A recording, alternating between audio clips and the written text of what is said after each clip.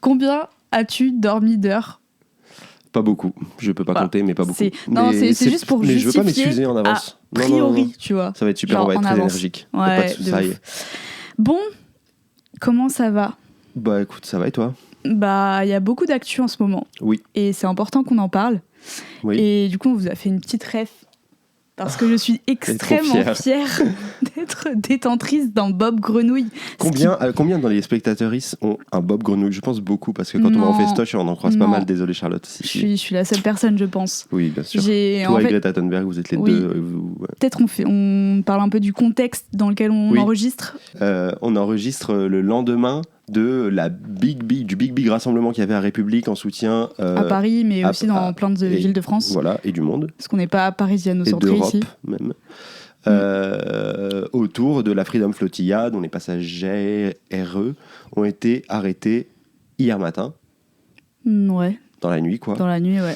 Et donc là, les dernières nouvelles qu'on a aujourd'hui, c'est que Greta Thunberg et un Français, mais on ne sait pas lequel, ou une Française de l'équipage ont été expulsés d'Israël. Les autres ont refusé, sûrement par une stratégie qu'ils avaient mis en place en amont.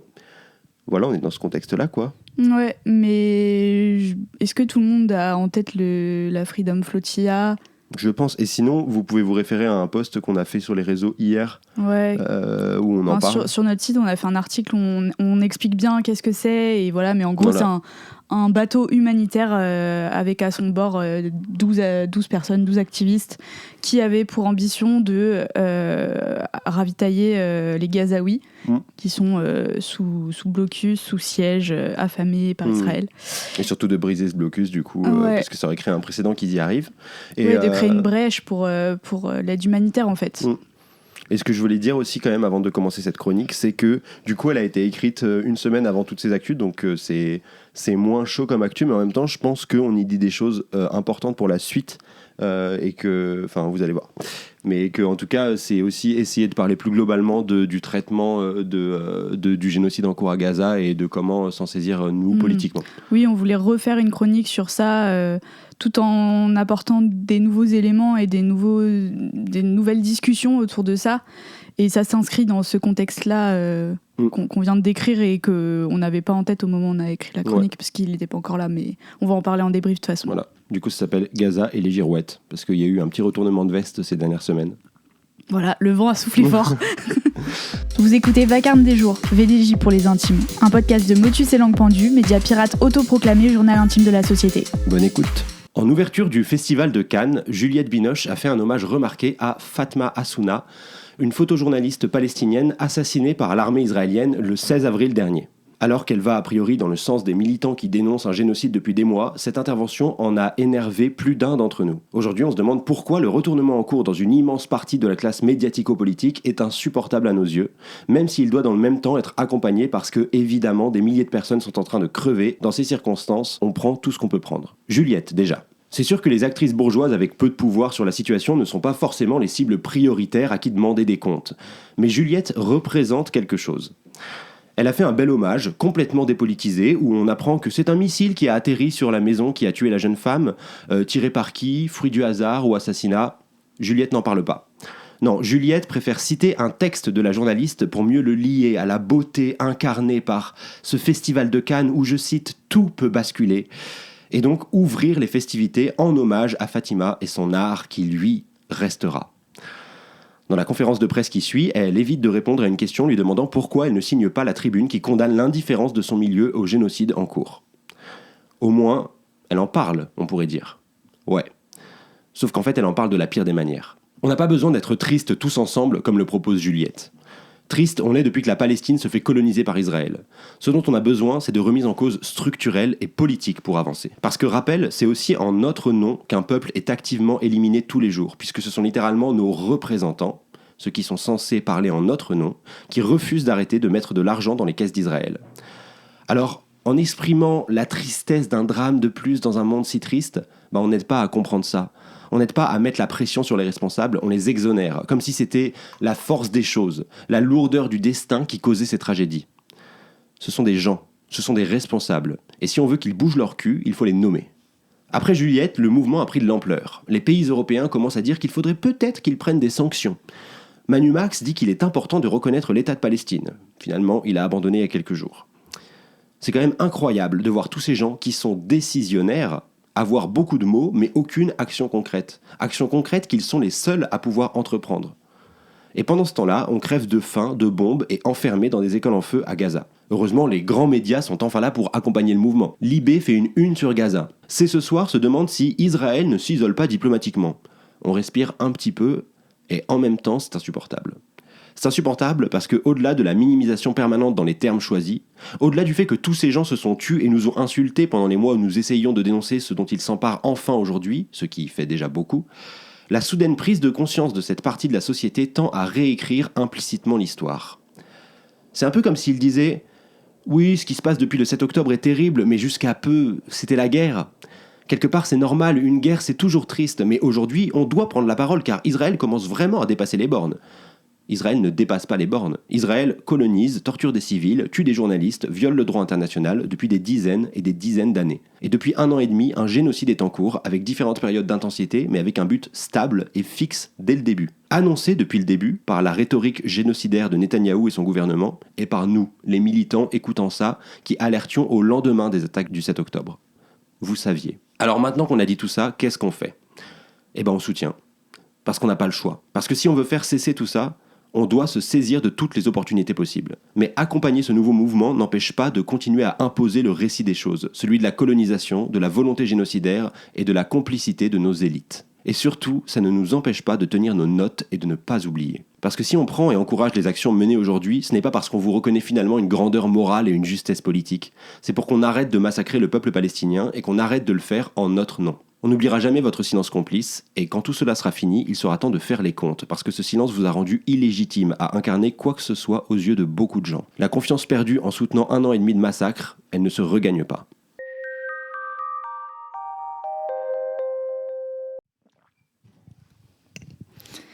Ouais, léger le sujet. Ben écoute. Bonne ambiance. Sympa. Non, mais en vrai, c'est une question que je me posais de ouf, moi, et c'est pour ça qu'on a eu l'idée de faire cette chronique, puisque évidemment qu'on voulait encore mettre la lumière sur ce qui se passe en Palestine, mais en tant que média, c'est compliqué de se dire à quel point on va redire les mêmes choses si on... Enfin, en fait, qu'est-ce qu'on a de nouveau à dire ? C'est ça qui est terrible.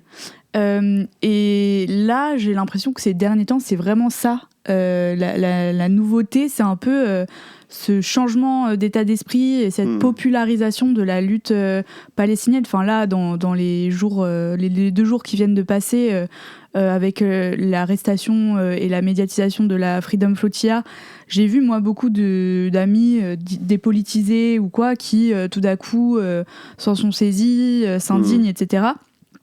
Et en fait, du coup, il y a un côté de semarde en moi où je me dis ça me dérange en fait de voir ces gens-là rejoindre les manifs, etc. Et en même temps, je sais que politiquement, c'est complètement con de penser comme ça. Ouais, oui. Et du coup, il y avait un peu la question de est-ce que c'est légitime en fait d'avoir comme tu dis, de garder nos notes, de tenir des comptes. Enfin, en fait, est-ce qu'on s'en fout pas un peu dans le contexte, tu vois ? Bah, en fait, pour moi, le truc, c'est que il y a plusieurs choses. Déjà, il y a les gens, pour le coup, qui font partie de la classe médiatico-politique, qui, eux, on ne peut pas les taxer de ne pas être au courant de ce qui se passe, de ne pas avoir vu ça et de ne pas avoir été au moins en contact avec des gens qui le dénonçaient. Et donc là, je pense que c'est important de tenir les comptes. Parce qu'en fait, on voit bien que les scandales politiques, à chaque fois que ça a lieu, il y a quelques mois qui passent, quelques années au max, et après les gens ils reviennent, ils disent ah oui, c'est vrai qu'à l'époque j'ai fait ci, j'ai fait ça et tout. Et sûrement que, je sais pas comment dire, c'est aussi comme ça que fonctionne la politique institutionnelle, etc., le milieu médiatique, et que donc on a besoin de pardonner, entre guillemets, un certain nombre de choses et d'avancer avec les responsables. Mais là, le sujet, il est tellement lourd, il est tellement grave. Enfin, on a littéralement vu des gens fermer des yeux sur des massacres qui ont duré des mois et des mois alors qu'ils étaient parfaitement au courant. Je pense que c'est vraiment important de se dire collectivement que, en fait, ces gens-là, on ne les veut plus aux responsabilités. Et oui, ensuite, c'est ça, il y a une question de à quel point tu dois des comptes en fait en tant que responsable. Après, il y a une autre histoire de quand c'est tes potes, c'est ce que j'allais dire. ton entourage. Mais ça, c'est un peu ce que je dis dans la chronique sur les responsables. Et après, pour les gens, disons plus dépolitisés, moins liés à la politique et tout, qui quand même ont sûrement entendu parler de ces choses-là parce que c'était dans l'espace, dans l'espace médiatique, etc. Bah, je trouve que là, c'est plus compliqué. On va pas aller faire des reproches à tout le monde. Parce que, en fait, moi, je peux bien m'imaginer comment quelqu'un de dépolitisé voit ça de loin et le prend comme une guerre de plus, un peu dure, mais presque pourrait ne pas comprendre pourquoi on en parle plus.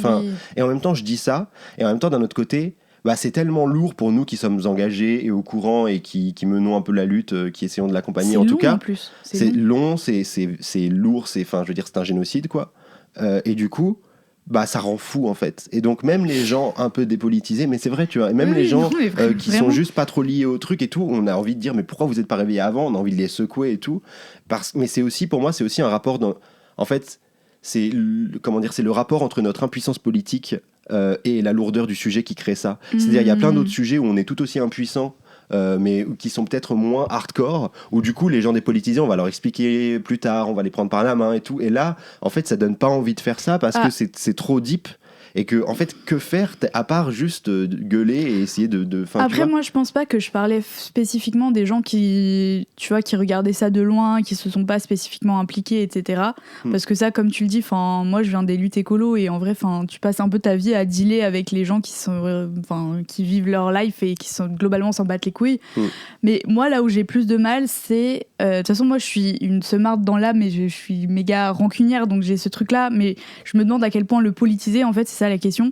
En fait, c'est plus les gens qui ont été complices de la criminalisation qui a été faite, tu vois, du soutien à la Palestine, pas forcément en disant ouais vous êtes pro-palestinien, vous êtes antisémite, enfin des trucs graves, mais tu vois, en laissant planer un doute en mode ouais. En fait, est-ce que c'est pas un peu de l'extrémisme, pourquoi on importe ça chez nous, le conflit, en fait, et en fait pour moi je suis fatiguée qu'on ne tienne pas ces gens pour responsables aussi, tu vois. Ouais, mais en même temps je trouve ça difficile parce que pour moi l'espace médiatique il a été tellement saturé de contre-vérités autour de ça, de dénonciations calomnieuses d'antisémitisme, à juste dire c'est un peu radical et tout, que moi je comprends que des gens pas très politisés ils se fassent gaslight par ça et qu'ils se disent mais c'est pas que je comprends pas, hein. Moi je comprends, mais à un moment je pense que faire ton devoir de citoyen, d'esprit critique et tout, c'est genre trop important pour juste qu'on passe l'éponge à chaque fois et qu'on se dise ouais, tu t'es pas renseigné, t'as pas pris le temps, t'avais pas le temps et tout.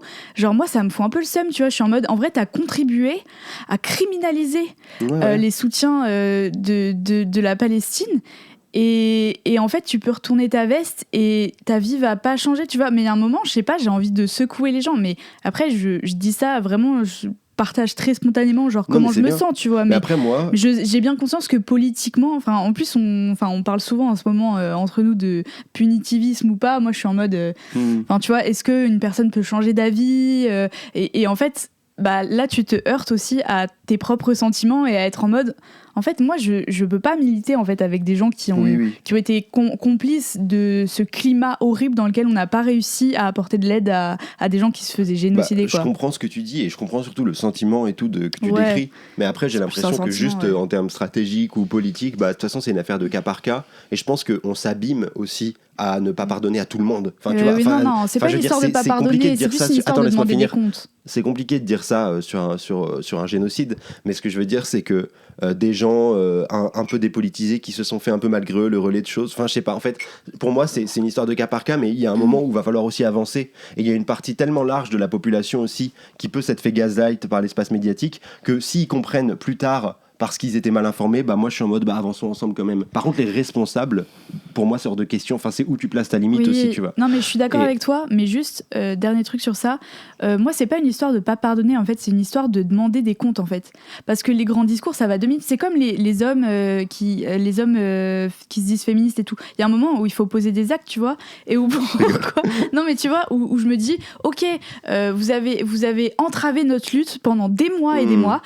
Maintenant, vous prenez position, c'est pas suffisant. Genre, qu'est-ce que vous faites pour organiser les manifs ? Qu'est-ce que vous faites pour être des vrais soutiens ? En fait, j'ai envie qu'on demande des comptes aux gens et qu'on dise, ok, maintenant c'est trop grave, donc maintenant il faut s'organiser pour la lutte, etc. Qu'est-ce que tu fais ? Mets les mains dans le cambouis, en fait. Oui, et moi, j'ai la sensation que on devrait pouvoir demander des comptes aux gens qui retournent leur veste ou quoi, et leur dire ok très bien, mais donne-nous des gages, tu vois, de ton engagement en fait. Pour moi, presque parce plus qu'on en que a demander besoin des comptes genre sur le passé, c'est aussi prendre, voilà, en fait, tirer des leçons. Oui, c'est pour pas la suite, pardonner ou pas, machin, etc. D'un point de vue moral. C'est plus, ok, donc sois actif dans la lutte maintenant. Demande ce que tu peux faire et aide, tu vois. Genre carrément. les gens qui partagent des posts et tout, ok, mais genre concrètement, après avoir autant contribué à l'inertie, voire à l'empêchement de tout ça, de cette lutte-là, genre... soit plus utile que ça, tu vois. Mais après, bon, je suis aussi une semarde. Donc... Oui, puis après, je pense qu'il y a encore aussi la question de l'impuissance qui traverse beaucoup la société. Ouais, et que moi, bon. j'en connais des gens qui sont en mode, de toute façon, qu'est-ce qu'on fait ? Enfin, il y a les deux trucs d'ailleurs. Il y a les gens que ça te blase. Mais les gens, ils manquent d'aide dans toutes les assos. Mais genre. bien sûr. Mais il y a un sentiment global quand t'es pas trop politisé de genre, on est complètement impuissant. Et après, t'as aussi un sentiment d'impuissance qui se retrouve dans les gens militants. Et ça fait qu'il y a des gars qui vont buter des Palestiniens à la sortie des musées à New York. Parce qu'en fait... Non, pas des Palestiniens. Des Israéliens, pardon. Des gens qui vont buter des Israéliens à la sortie des musées à New York parce que en fait, il y a un moment où il y a une volonté d'agir, de faire des choses concrètes et de crier plus fort, de faire plus de bruit que les gens qui couvrent un génocide. Oui, je suis d'accord avec toi. Mais en même temps, l'impuissance, ça, c'est beaucoup des excuses. Et même si je comprends de ouf et je vais pas aller secouer les gens, et moi, parfois, je peux me retrouver dans ce cas-là d'impuissance navrée, etc., je pense que c'est important que collectivement on se secoue, tu vois, et qu'on dise bon, au bout d'un moment, genre il y a des trucs à faire. En vrai, si tu veux vraiment faire quelque chose, tu sors tes doigts du cul et voilà. Tu vois. Et un autre truc que je voulais dire, juste que je trouvais intéressant aussi, c'est que ça permet aussi d'avoir du recul sur le traitement médiatique globalement de la politique en France, de regarder un peu comment ça se passe, les retournements de veste et tout. Et par exemple, là, on a quand même observé un truc particulièrement, c'est un pote qui m'a fait remarquer ça, justement un pote avec qui on avait discuté de la question de l'antisémitisme dans les propals, et genre lui c'est un super gauchiste et tout machin, mais il était en mode mais je me questionne, est-ce qu'il n'y a pas un travail qui est pas fait et tout, d'ailleurs toi aussi on en avait parlé dans un épisode précédent, et là il me disait mais c'est fou, en fait je me suis rendu compte que je m'étais en tout cas lui il a dit je me suis complètement fait gaslight par les médias, et je m'en suis rendu compte quand j'ai vu que en fait d'un seul coup, quand il y a eu ce retournement de veste un peu global, où tout le monde a commencé à dire « Ah oui, en vrai, c'est grave ce qui se passe en Palestine », on a complètement arrêté d'accuser la France insoumise d'antisémitisme. Par contre, il y a le bouquin La Meute qui est sorti, où du coup, on a pu complètement continuer à leur taper dessus en parlant d'autres choses, mais vraiment d'une manière quasiment perfecte, quoi. Et en même temps que ce bouquin-là, il y a le rapport sur les frères musulmans qui est sorti, ce qui permet aussi de pouvoir continuer à parler de la question des musulmans qui sont ultra problématiques, et sans le faire en arrêtant de le faire avec le prisme de la lutte pour le peuple palestinien, mais en le faisant avec un autre objet qui est ça. Et du coup, c'est vraiment le temps médiatique qui prend le relais sur d'autres sujets pour continuer à taper sur les ennemis politiques du pouvoir en place. Et genre, c'est quand même fou le point auquel c'est pixel perfect la transition entre ces choses-là, quoi. Et je pense que ça doit aussi nous informer sur... Je suis d'accord avec toi que ça nous permet de prendre du recul et d'analyser cette construction médiatique aussi du présent, quoi. Mais... je pense qu'on peut pas relire à posteriori en mode ah oui il y avait un complot, en fait ils savaient qu'ils allaient faire ça. C'est pas un complot, mais je trouve tu vois, genre que, en mode mais je trouve quand même je trouve quand même juste que ça permet aussi, par exemple, l'argument de l'antisémitisme, l'argument de l'antisémitisme dans les soutiens de la lutte palestinienne et a fortiori de la France insoumise, par exemple. En fait, ce temps médiatique, il prouve qu'il n'était pas solide et qu'il était complètement inventé. Parce que sinon, maintenant qu'il y a tout le monde qui retourne sa veste, les gens diraient, voilà, c'est comme ça qu'on défend la Palestine. Pas en étant antisémite comme eux, ils l'ont fait pendant 1 an et demi, mais tu vois, il y aurait un espèce de... Non, mais il y en a qui le font encore. Hein. Oui, non, mais bien sûr, mais c'est quand même à la marge, tu vois, genre on parle beaucoup moins de ça. Enfin bref, Oui, non, mais je suis d'accord. Moi, c'est plus que ça éclaire comment, sur d'autres sujets, on peut aussi se faire gaslight, tu vois. Enfin, pas nous, mais les gens un peu dépolitisés, justement. Et il faut prendre ce temps de recul et se dire, pourquoi là, on m'invite à penser l'inverse de ce qu'on m'a invité à penser pendant 1 an et demi, tu vois. Oui, c'est ça. Et de toute façon, pour conclure, je trouve que effectivement, la question palestinienne, en fait, c'est un vecteur de politisation. Pour le meilleur et pour le pire, évidemment, enfin pour le pire plus que pour le meilleur, mais du coup ça a quand même créé toute une génération de gens qui se sont engagés sur cette question. En tout cas, ça a ramené un peu des gens dans la lutte, ça a fait prendre conscience de beaucoup de choses politiquement et je pense médiatiquement aussi, du coup. En fait, et que on se rend compte, et on le voit d'ailleurs encore là avec le traitement médiatique de l'arrestation des gens du Madeleine, tu vois, qu'il y a énormément de médias français qui ont repris la rhétorique de la croisière, par exemple, tu vois, ou des trucs comme ça, Ouais. et qui en fait qui s'approprient les éléments de langage d'Israël au Ou calme. même de l'arrestation comme si Enfin, c'était normal, ouais, alors c'est qu'en ça. fait c'est complètement illégal. C'est absolument C'est un illégal, État qui est c'est dans ça. l'illégalité. Si ça suffisait pas Ouais. qu'il soit aussi complètement dans Ouais, ouais. l'immoralité. Mais pour conclure, ouais, comme tu dis, je trouve que justement le fait que Greta Thunberg, qui est une icône écolo, ait été sur ce bateau et soit devenue du coup aussi une icône de la lutte pro-palestinienne, bah ça prouve justement ce truc de vecteur de politisation, Ouais. genre en fait de connecter les luttes et de se dire en fait il y a un truc commun à tout ça et c'est pas déconnecté. Et en vrai on a fait plusieurs contenus qui montrent le lien entre écologie, Palestine, enfin bref on a fait beaucoup de contenus quand même autour de tout ça si vous voulez creuser, mais c'est vrai que c'est un indicateur aussi hyper une boussole assez importante quoi. Ouais, de ouf. Voilà. Et ben on se dit à la semaine prochaine. Ouais.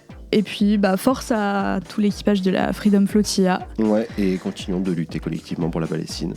Yes, on continuera de relayer sur le média tout ce qu'on peut. Évidemment. Ciao. Salut.